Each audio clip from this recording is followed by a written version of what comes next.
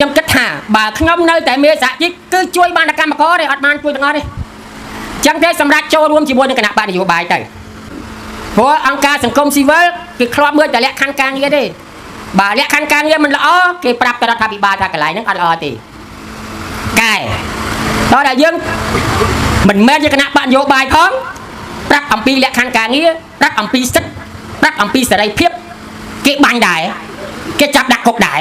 បើថាគណៈបកនយោបាយទៅអាហ្នឹងថាគីឡូវាមានខឹងអីគុំគួនខ្លាចយកអំណាចអីសង្គមស៊ីវិលអត់មានចង់បានអំណាចទេបងប្អូនដឹងហើយថាខ្ញុំមានការជិះចាប់ទេថាមានរឿងអីជាវិជាជាបងរបស់ខ្ញុំអនុបណ្ឌិតមកពីរុស្ស៊ីផ្នែកខាងគីមីសាស្ត្រគាត់សុខចិត្តបោះបង់ការងារហ្នឹងមកចូលរួមជាមួយនឹងបងប្អូនកម្មករដោយសារតែឃើញតែកម្មករគេធ្វើការកេងប្រវ័ញ្ចកម្លាំងញើសឈាមគាត់ហើយតែកម្មករ